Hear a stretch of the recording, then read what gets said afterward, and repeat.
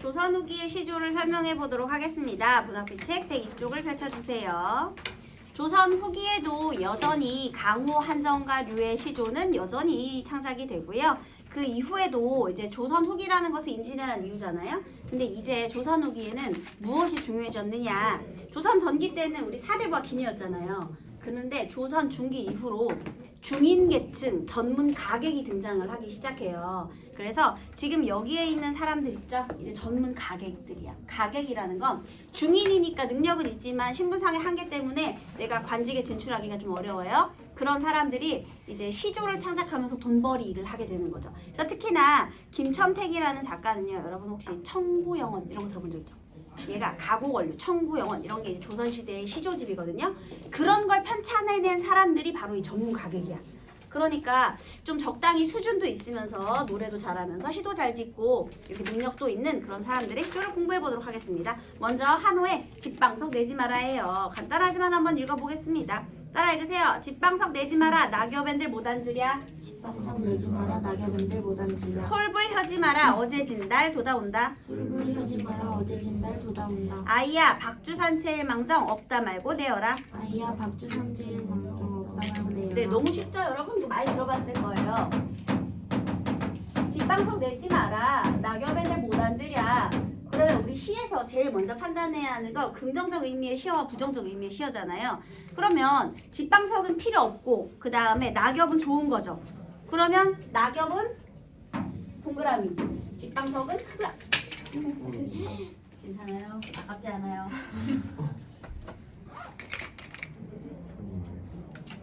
나가야겠다. 네, 내려놓고 다른 색이 있으니까요.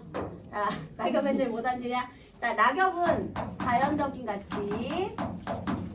그 다음에 집방석은요. 물론 지푸라기로 만든 방석이니까 비단 방석이 아니니까 별로 좋은 건 아니겠지만 어쨌든 방석은 인간이 뭔가 만든 거잖아. 그러니까 하품일지라도 인간이 만들었어. 인위적인 거. 조금의 인위적인 것도 나는 싫다. 라는 것이고요. 또 솔불 켜지 마라. 어제 진 달 돋아온다. 솔불은 뭐냐면은요. 송진이 기름기가 있어요, 여러분. 소나무의 송진. 그래서 그걸 가지고 그 기름을 이용해서 조명을 만드는 거야. 그러면 걔가 솔불이 되거든요. 그러니까 얘도 자연적인 거 아니에요? 아니요. 그거를 이용해서 어쨌든 사람의 손이 가해졌기 때문에 인위적인 가치가 되고요. 진짜 자연은 바로 어제 진 달이죠. 달이 쏟아온다. 그냥 자연 친화적인 삶의 태도를 드러내는 거죠. 여기는 대꾸법.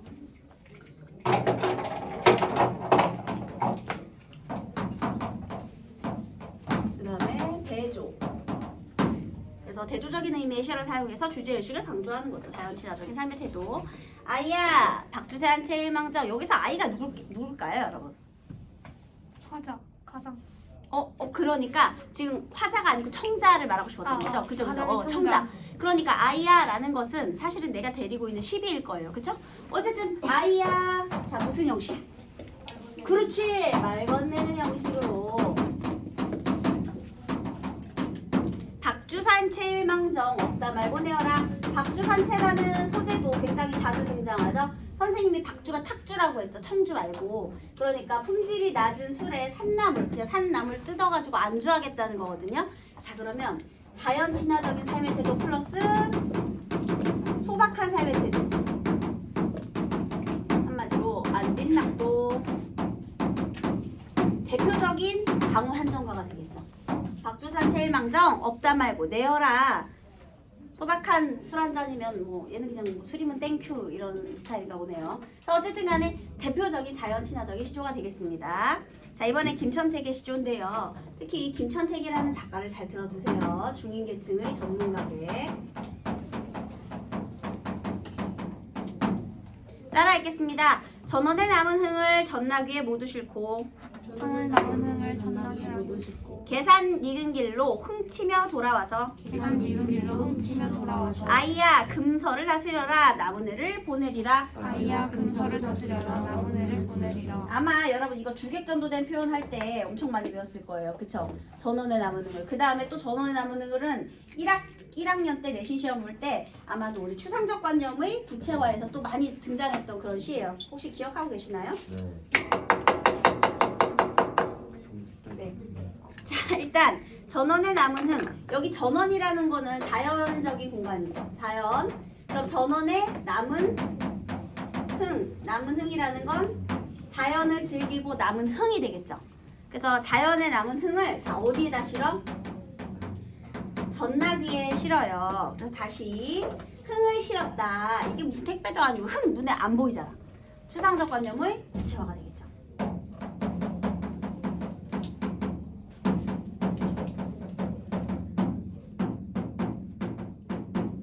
선생님은 어렸을 때 이해가 안 되는 게 있었어요. 애들이 방학이 오래되면 학교를 가고 싶어해. 선생님은 지금도 이해가 안 되고 연휴가 끝나면 막 어디 나가고 싶어 하잖아요. 아니 방학 끝나고 학교를 왜 가? 그냥 계속 친구 만나고 싶으면 계속 그냥 놀면 되지. 그런데 꼭 그런 애들 있잖아요. 여러분 노는데 끝이 있던가요? 아니요. 없어. 얘 전원을 즐기고 즐겨도 흥이 끝이 안 나는 거야. 흥이 엄청 많은 거죠. 그런데 그 흥을 전나귀, 다리 저는 나귀에다 실었어요. 전나귀가 다리를 저는 나귀거든요. 아니 왜 하필이면 준마도 아니고 필마도 아니고 준마는 훌륭한 말, 필마는 보통 말, 전나귀일까요? 다리 저는 나귀. 사실 이 다리 저는 나귀는 중인계층의 화자 자신. 그러니까 신분의 한계가 있는 본인. 화자의 분신.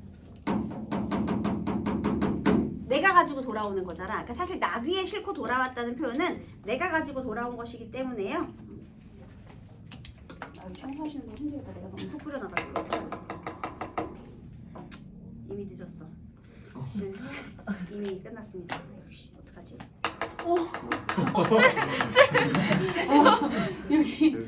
미안해요. 선생님이 이렇게 될 줄 모르고 반성하겠습니다. 앞으로 반성할게요. 하지만 다 끝냈어. 아이고 아이고.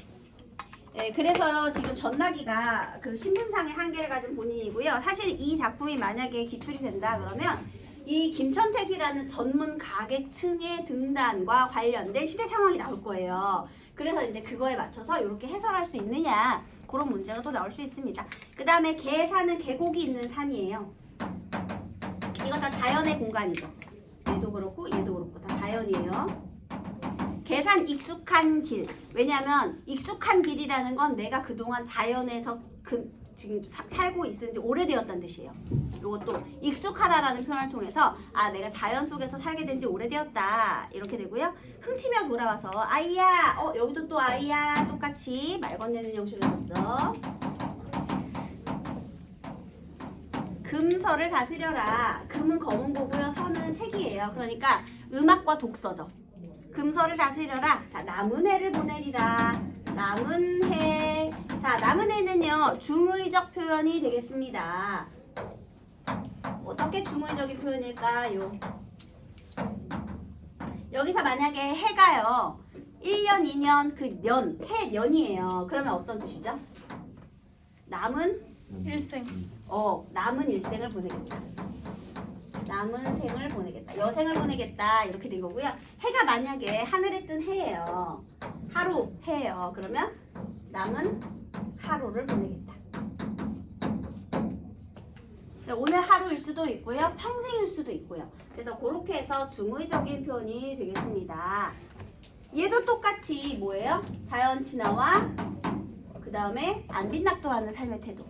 그래서 같은 작품인데요. 특히 여기 이 전나귀라는 표현을 통해서 신분상의 한계가 있는 중인계층이었던 본인에 대한 인식이 드러나고 있다. 이렇게 기억하시면 되겠습니다. 됐죠? 자, 이번엔 똑같은 김천택 시인의 시조인데요. 이것도 읽어보겠습니다. 서검을 못 이루고 쓸데없은 몸이 돼야 서검을 못 이루고 쓸데없인 몸이 돼야 50춘광을 헤엄없이 지내얹어 오지춘광을 헤엄없이 지내면서 두어라 어느 곳 청산이야 날길 줄이 있으랴. 두어라 어느 곳 청산이야 나를 있으랴. 얘들아 서검이라는 것은요 무를 말하는 거거든요. 원래 조선시대 양반이 어떻게 양반이죠? 문반 무반. 너네 반상의 법도 들어봤죠? 반, 지배층, 상, 피지배계층. 그러니까 반상의 법도가 지배계층과 피지배계층이고요. 그 반, 지배계층에 해당하는 게 문반, 무반, 양반이 있는 거예요. 그러면 서검을 못 이루고 그러면 얘가 원래 하고 싶었던 건 급제를 하고 싶었던 거야. 한마디로 이 서검이라는 것은요. 우리 세속적인 가치이기도 하고요. 그 다음에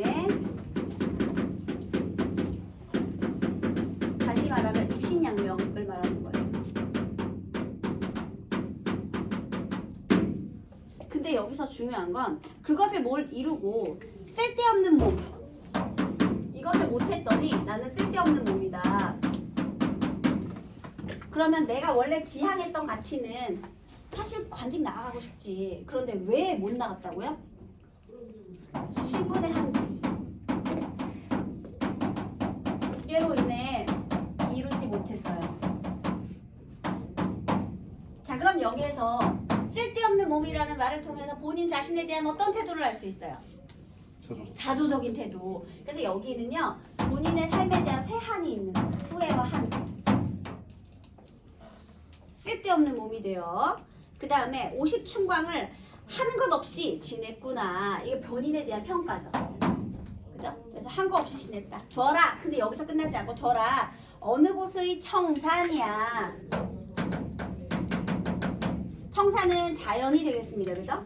청산. 날 낄 줄이 있으랴. 날 꺼리겠느냐. 청산은 날 꺼리지 않는다는 거죠. 그러니까 어떻게 살겠다는 거야? 자연 그렇지. 자연에 다시 은거하면서 살겠다 이런 뜻이겠죠? 그래서 자연 친화적 삶을 다짐하는 거죠. 아유 이미 50까지 됐으면 안 되는 거지 뭐. 나는 그냥 자연에서 나를 받아주는 자연에서 편안하게 살래 이렇게 다짐하는 시가 되겠습니다. 자연에 귀의하려는 마음이에요. 근데 중요한 건 얘가 이걸 하고 싶었는데 못한 거예요. 알겠죠? 자, 이번에는 이정신의 시조가 되겠습니다. 이정신이라는 작가도 얘도 이제 전문 가객이거든요. 근데 얘는 이정신은 전문 가객인데 김천택은 약간 본인 신분에 대한 회한 이런 태도가 좀 드러난다면 이정신은 현실 고발적이고 풍자적인 작품에 그런 작품이 많아요. 그런 목소리가 좀 드러납니다. 그래서 얘는 현실 비판적. 그러니까 물론 자연 친화 그다음에 안빈낙도 이건 당연히 있는데 거기에 약간은 풍자적인 태도가 들어간다. 이렇게 잘 기억해 두세요. 한번 읽어볼게요. 따라해 주세요. 매암이 맵다우고 쓰르람이 쓰다우니 매암을 맵다하고 쓰르라이 쓰다우니 산채를 맵다는가 박주를 쓰다는가. 산채를 맵다는가 박주를 쓰다는가. 우리는 초야에 묻혔으니 맵고 쓴 줄 몰래라. 우리는 초야에 묻혔으니 맵고 쓴지 몰라. 너네 매미가 왜 매미죠? 맴매 먹어서. 맞아요. 그런데요, 그거를 매암이잖아요. 이제 매미거든요, 매미. 근데 걔가 맵다고 울고. 매어, 매어, 매어, 매어. 이렇게. 매어, 매어, 매어, 매어. 무슨 표현일까요? 그렇지, 언어유희. 특히 언어유희는요, 동음 이의어를 활용한 언어유희가 있고, 발음의 유사성을 활용한 언어유희가 있고, 언어 도치에 의한 언어유희가 있거든요. 그 중에 무엇일까요? 발음. 그렇지, 발음의 유사성을 이용한 언어유희.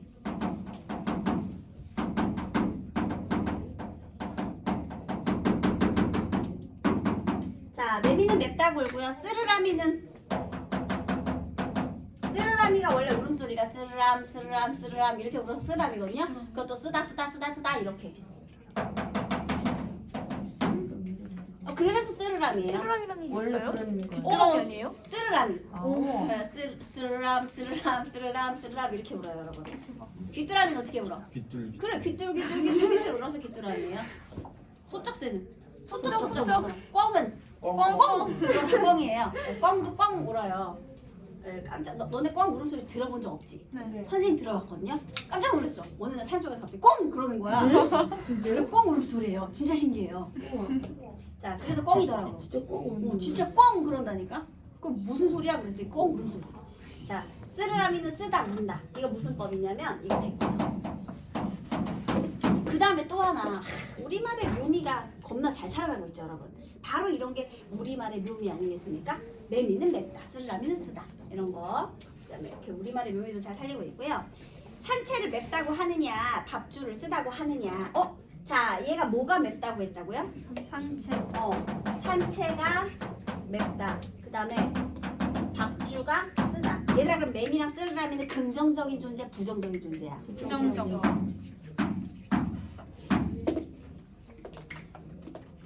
얘는 세속적 가치를 중시하는 사람들이죠. 부귀, 공명 이런 거 좋아하는 사람들인 거야. 그래서 얘는 세속적인 삶을 중시하는 사람들이죠. 수리라리야 이게 뭐야 발렌타인 24년 정도는 돼야지 그러면서 그런 거 좋아하는 거죠. 고기 반찬 정도는 돼야지 이 산나물 뭐야 이렇게. 그렇지만 우리는 어때요? 초야에 묻혀 있으니 맵고 쓴 줄 몰라라. 그러면 매미하고 반대되는 바로 우리 이렇게 서로 대비를 이루고 있는 거죠. 우리는 뭘 좋아해? 그냥 자연 친화적인 삶의 태도를 드러내는 거죠. 우리는 산책, 박주고 다 오케이니까요. 그래서 이렇게 대조적인 의미의 시어와 언어유를 통해서 이렇게 세속적인 가치를 조금 비판적으로 바라보는 작품이 되겠습니다. 네, 어렵지 않죠, 여러분? 여기에 1번 적절하지 않은 건 몇 번이에요? 4번. 그쵸? 과감한 생략은 없습니다. 그 다음에 여기서 집방석, 솔불, 그 다음에 낙엽, 달, 박두산채 이것은 어떤 심정일까요? 주객일체, 자연 친화, 그 다음에 물화일체, 그게 주객일체예요. 그 다음에 기억의 함축적인 의미, 이제 소박한 삶의 태도거든요. 근데 여기서 먼저 신음의 시조는요. 봄이 왔다고 했는데 소식을 모르더니 내가의 푸른 버들 네가 먼저 알려주는구나. 인간 이별을 또 어찌하겠느냐. 그러니까 여기서요. 이 푸른 버들은 그냥 자연, 내가 이제 그 봄이 왔다는 소식을 알려주는 소재인데요. 이거는 내가 즐기는 게 아니라 인간의 이별을 또 어찌하겠느냐. 얘는 지금 뭐겠니? 여기 이 시조 이해되세요? 왜 뒤에 이별이라는 게 나왔을까? 봄이 왔는지 내가 왜 몰랐을까? 슬퍼서. 그래 바로 그거야. 내가 이별을 했어. 근데 난 슬퍼서 봄이 왔는지 안 왔는지 관심이 없어. 그러면 이때의 자연은 어떤 자연이야? 화자와 대비되는 자연이지. 나는 이별해서 슬픈데 왜 우리 정지상의 송인처럼 그지? 지금 비가 갠 뒤에 막 봄빛이 푸릇푸릇하고 물이 풍요롭고 그런데 나는 슬프고 그러잖아요. 그래서 얘는 지금 화자의 심정과 대비되는 자연이에요. 그냥 봄이 와서 푸른 버드나무가 이렇게 피어났겠죠. 근데 이별한 화자의 마음과는 서로 맞지 않는 거죠. 그래서 안 되는 거야. 1번은. 같은 자연이어도. 네, 그 다음에요. 여기서 지리산에 양갈래 흐르는 물을 옛날에 듣고 이제 보니 도화뜬 맑은 물, 이게 복숭아꽃이 막 이렇게 떠오는 거야. 그래서요, 여기서 그 산 그림자가 잠긴 아주 아름다운 무릉도원 같은 풍경이거든요. 근데 여러분 박주산채는 자연도 자연이지만 소박하다의 의미가 담겨져 있죠. 근데 이거는 소박하지 않아요. 너무 아름다워요. 그 소박의 의미가 없어요. 무릉도원의 이미지이기 때문에. 그래서 또 얘는 안 돼. 그런데 정철의 시조. 쓴 나물과 데운 물이 고기보다 맛이 있네. 아이고 이거네 소박한 거. 거짓말. 선생님 정철 성격 아는데 거짓말이죠 여러분. 그지? 얘 굉장히 사치스러운 거 좋아하잖아. 계단도 옥계단으로 만들고. 알죠 여러분? 미화법 맨날 쓰는 거. 근데 이렇게 또 소박한 시를 썼네요. 그래서 촉 좁은 줄이 그 더욱 내 분수라. 다만 님 그림 탓으로 시름에 겨워한다. 나는 그러니까 경제적으로 슬픈 게 아니야. 나는 왜 슬퍼? 그래 그리워서 슬퍼. 딱 정철다운 표현 방식이죠. 나 못 먹고 못 입어도 하나도 슬프지 않아? 이거 다 내 분수야. 그치만 난 지금 힘들어. 왜 힘들어? 네가 보고 싶어 힘들어. 이렇게 표현하는 거예요. 어쨌든 소박한 음식이니까 3번이 맞네요. 자, 월산 대군. 여러분 군은 정비 출생이 아니지만 대군은 정비 출생이란 말이야. 왕비 출신이란 말이에요. 그러니까 왕이 될 가능성이 높은 대군이었는데 이제 왕이 못 됐어. 그러면 당연히 욕심을 가지면 돼, 안 돼? 안 돼요. 대군인데 살아있다는 건 정치적인 내가 욕심을 부렸다? 그러면 숙청당했겠지. 그럼 얘는 무조건 나는 욕심이 없고 나는 그저 활량이야를 무조건 온몸으로 보여줘야 돼요, 여러분. 대군인데 살아있으려면. 그래서 보세요. 가을 강에 밤이 드니 물결이 차구나. 낚시를 들이치니 고기가 물지 않는구나. 무심한 달빛만 싫고 빈 맺어 오노라. 얘들아 여기서 내가 지금 가을 강에 배를 가지고 나갔어요. 낚싯대를 들이쳤는데 낚싯대에 고기를 한 마리도 잡지 못했어요. 하지만 난 가득 채워 돌아와. 무엇을? 달빛을. 그래서 여기서 집착하지 않죠.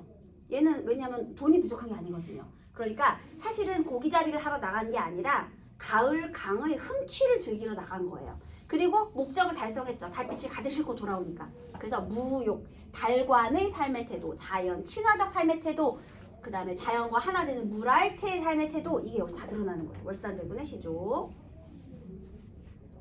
됐죠? 그 다음 이번에 안민영의 시조인데요. 어리고 성긴 매화, 성기다라는 거는 이렇게 드문드문 피어 있는 거예요. 자, 처음에 매화 너를 믿지 않았거든요. 왜냐면 너무 가녀려 보였어. 그런데 눈기약 능이 지켜 두세 송이 피었구나. 눈기약은 눈 오는 추위 속에서도 꽃을 피겠다는 약속이에요. 원래 매화가 제일 먼저 초봄에 꽃을 피우잖아요. 눈 속에서도 두세 송이가 피었구나. 촉 잡고 가까이 사랑할 때 암양조차 부동하였더라. 여기서 촉은 촛불이거든요. 촛불을 잡고 가까이 가서 사랑할 때 은은한 향기조차 떠다니는구나, 이런 뜻이에요. 그러면 여러분 여기서 매화는 무슨 의미를 가졌을까요? 시련 속에서도 꽃을 피우는 약속을 지켰고요. 게다가 심지어 은은한 향기까지 가지고 있어. 그럼 뭐겠어요? 맞아요. 충신입니다. 변함없는 충성심의 마음인데, 자, 여기서 이 작품에서의 포인트가 있어요. 처음에 내가 그 매화를 봤어요. 근데 그 다음 촉을 잡고 가까이 다가갔죠. 그러면 내가 촛불을 갖고 가까이 다가갔다는 건 행동이거든요. 그래서 행동을 통해서 대상을 좀 더 가까이 관찰하고 싶은 마음을 드러내었다. 이게 이 작품의 특징이에요. 그래서 안민영의 이제 매화사 중에 한 작품인데, 그 매화사가 사실 연시조예요. 그 연시조 중에 하나인데, 여기서 사실 제일 중요한 건 촉 잡고 가까이 사랑할지예요. 이 작품의 해설에서 가장 포인트가 되는 것은 이제 문제를 만약에 만들어낸다 그러면 그런 거. 그래서 가까이 다가갔죠. 왜 가까이 다가갔어? 대상에 대한 애정으로 인해서 그것이 행동으로 표출이 된 거예요. 네, 그런 게 있습니다. 그래서 정답은 3번이었고요. 그 다음 나에 대한 설명으로 가장 적절한 것은 몇 번? 3번. 5번은요? 그렇죠. 여기서 한 번 잊어버리면 큰일 나지. 유황인데 이런 건 틀리면 안 돼요. 나에 대한 설명. 3번 틀렸어요. 선생님이 중인 계층이다. 이런 말을 했습니다. 청구영언을 그 편찬했어요. 청구영언. 김천택의 청구영언. 자, 그 다음에 버색에 나이가 드니 세상에 나와 이룬 것이 무엇인가 하는 회의감을 드네. 괜찮죠? 벼슬길에 나아가지도 않았으니 남들이 보기에는 헛되이 보낸 것처럼 비칠 수도 있겠지. 괜찮죠? 남들이 부러워하는 특별한 업적 같은 것은 이루지 못했다네. 괜찮죠? 대신에 사회를 바꿔보려고 나서보게 됐었다네. 전혀 아닙니다. 네. 그래서 4번 틀렸고요. 나에 대한 설명이 아닌 것은 네, 여러분 맵다 이거는 무슨 심상이에요? 매워. 미각이에요. 그 다음에 쓰다. 쓰다도 미각이에요. 그래서 이거 미각입니다. 근데 선생님이 이거 미각이라고 할 때 어떤 친구가 선생님 매운 것을 느끼는 것은 통각입니다 얘기하더라고요. 그냥 미각 합시다. 여러분 과학시가 아니잖아요. 알겠지? 아니 저만 전화해드릴 테니까. 그 통각인데요 선생님 촉각인데요? 아니에요. 그냥 미각으로 해주세요. 그 다음에 대조적 의미의 시어를 사용하여 서술하시오.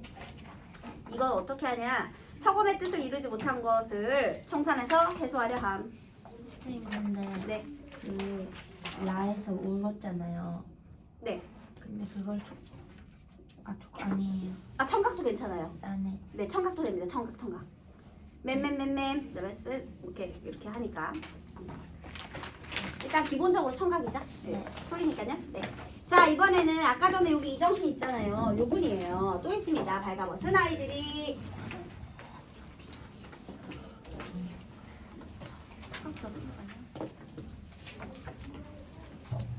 자, 따라 읽어볼게요.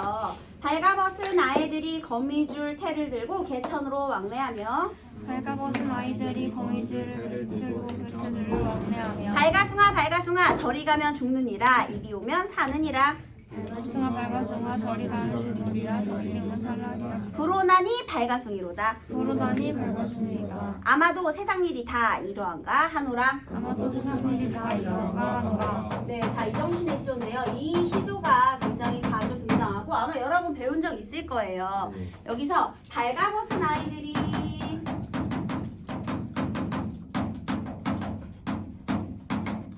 자 이거는 이제 홀딱 벗은 아이들이겠죠. 그래서 요거는요 벗은 아이들, 발가벗은 아이들.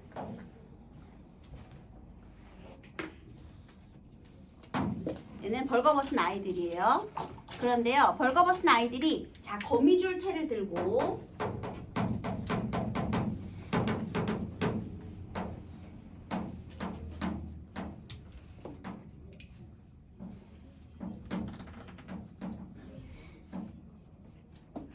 이상하지만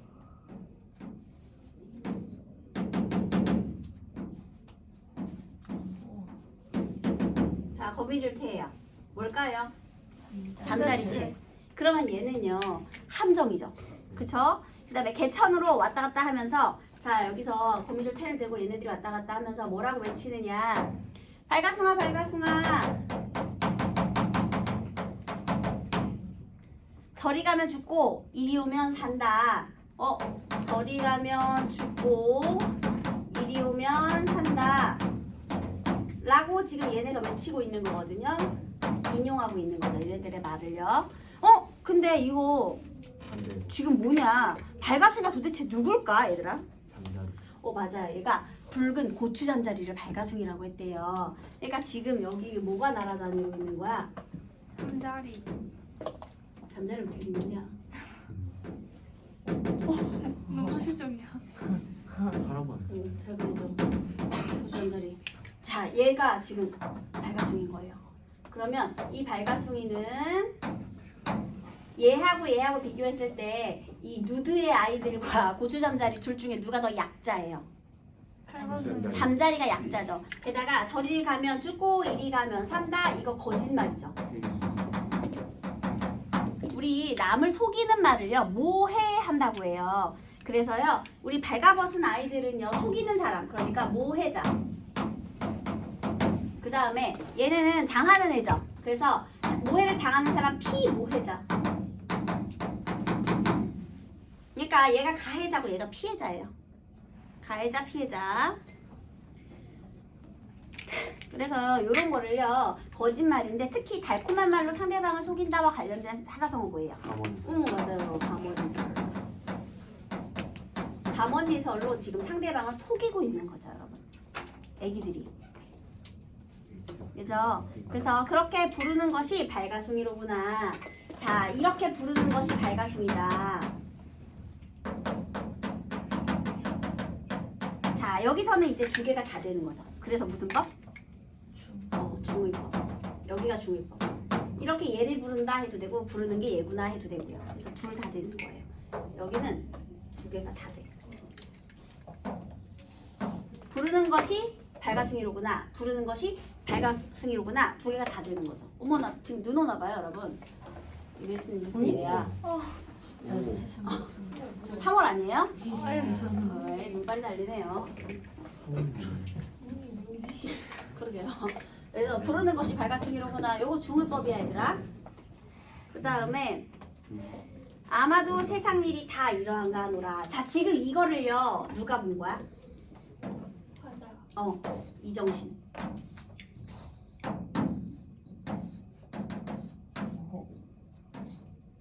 예, 이정신이 이걸 본 거죠. 그래서 아마도 세상 일이 다 이러한가 하노라 라고 이 관찰을 하고 본인의 이야기를 했어요. 그러면요, 자 지금 세상 일이 다 이러한가 하다 어떤 세태를 풍자하는 거예요? 자, 왜냐면 그 세속적인 세속적인데 그 중에서도 특히 있잖아요. 그렇지, 왜 약육강식이냐? 너네 사회적으로 벌거벗은 아이들은 어떤 위치에 있는 애들이냐면 사회적인 약자예요. 왜 하필이면 얘가 벌거벗은 아이들이라고 설정을 했을까 생각해 보세요. 그러면 사회에 이제 어른이 있을 수 있죠. 그 다음에 아이들, 그리고 잠자리, 이렇게 되죠. 그러니까 피해자가 가해자가 되는 것처럼. 그래서 이런 모습, 그러니까 약육강식의 세태 풍자.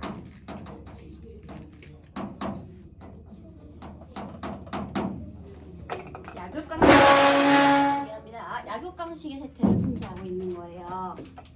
알겠죠? 서로 속고 속이는 관계가 되는 거죠. 됐나요? 자, 이번에는 이정보의 시를 보도록 하겠습니다. 따라 읽으세요. 국화야 너는 어이 3월 동풍 다 지나고 국화는 너희 3월 동풍을 다 지내고 낙목 한천에 내 홀로 피었나니 낙목 한천에 내 홀로 피었나니 아마도 오상고절은 너뿐인가 하노라. 아마도 오상고절은 너뿐인가 하노라. 자 여기에 중심 소재는 이제 국화예요.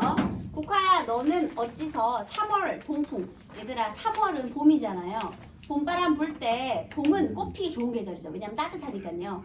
근데 봄 다 지나고요.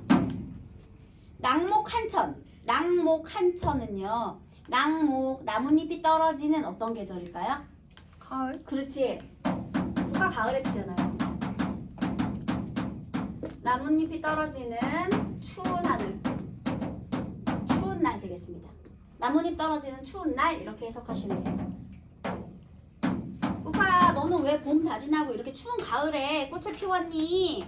그래서 이것을 보고 얘가 또 뭐라고 판단하는 거예요? 아마도 이정보예요. 오상고절은 너뿐인가 하노라 라고 이번에는 어떤 태도를 드러내느냐. 여기는요 서리를 이기는 고고한 절기예요 여러분. 오상고절 너가 누군데? 국화 무슨 법? 의인화를 통해서요 국화의 절개 지조를 어떻게 하는 태도? 예찬적 태도를 드러내는 거죠. 서리를 이겨내는 고고한 절개. 그래서 서리를 이기는 고고한 절개를 지닌 건 너뿐인가 하노라. 그래서 국화에 대해서 이렇게 예찬적 태도를 드러내고 있어요. 우리 보통 4군자가 나오고 작가가 4대부다. 이름이 있으면 4대부 얘들아. 그리고 기녀들은 이름 들으면 알잖아요. 그리고 작자 미상이면 서민층이고요. 근데 4대부의 시조에 4군자가 등장했다? 얘는 100% 4군자니까 이제 지주와 절개를 지닌 충신을 의미하는 겁니다. 알겠죠? 자, 그 다음 이번에 박효관의 시조예요. 박효관. 얘도 되게 자주 등장합니다. 박효관. 따라 읽어볼게요. 님그린 삼사몽이 실솔에 넋이되어 님그린 삼사몽이 실솔에 넋이되어 휴야장 깊은 밤에 님의 방에 들었다가 휴야장 깊은 밤에 님의 방에 들었다가 날 잊고 깊이 든 잠을 깨워볼까 하노라. 날 잊고 깊이 든 잠을 깨워볼까 하노라. 님을 그리워하는 상사몽. 근데 얘들아 상사몽이라는 건 이제 그리움이 병이 되는 거잖아요. 그치? 그러면 지금 내가 주된 정서는 그리움이거든요. 그 님에 대한 그리움이 실솔에 넋이돼요. 실솔이 뭐게요? 귀뚜라미예요 여러분. 귀뚜라미. 실솔이란 단어 고전 시가에 많이 등장해요. 귀뚜라미인데요. 실솔의 넋이돼요. 그럼 실솔은 자 누구의 감정이 이입된 대상이죠? 화자. 그렇지. 화자의 분신.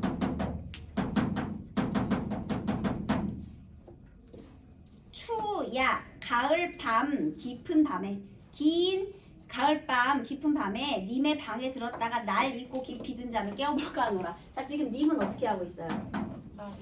님이 여자겠죠?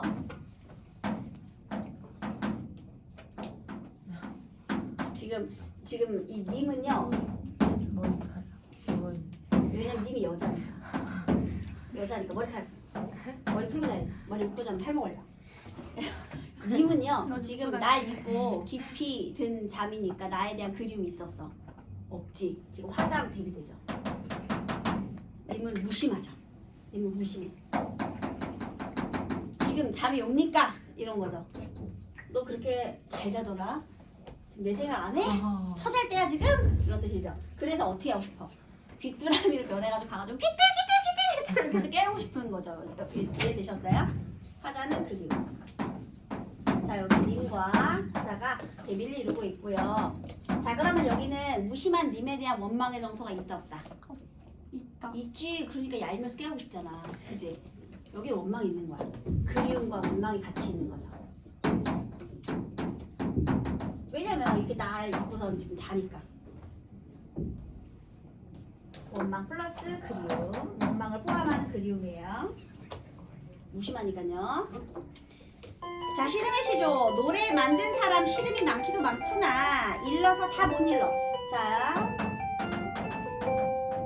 말로는 중장이요. 말로는 다 못 일러서 불러서 무엇을? 노래를 불러서 이렇게 되는 거죠. 그러면 진실로 풀릴 것이면 나도 불러보리라. 얘들아 여기서 무슨 법을 사용했을까요? 불러서 풀린다? 불러서 풀린다면 지금 앞에 나온 말을 한 번 더 맞아요. 연쇄법. 나도 불러보리라. 자 그럼 이 사람은요 노래를 통해서 뭘 하고 싶은 거야? 시름을 해소하고 싶은 거죠. 그러면 여기서 노래의 기능, 감정 정화의 기능. 너네도 스트레스 받으면 가서 주아니난 소리 지르고 싶잖아요, 여러분. 스트레스 풀러 가고 싶죠? 그런 겁니다. 그래서 노래를 통한 감정의 정화, 시름을 해소하고 싶은 마음 되겠습니다. 여러분 시름을 해소하는 건 우리 눈에 안 보여요. 그 노래를 부르는 건 청각인 거죠.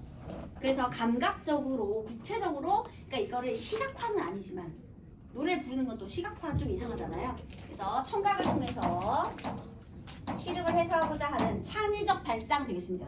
창의적 발상. 됐나요? 여러분 여기 105쪽까지 문제 풀어보세요. 네.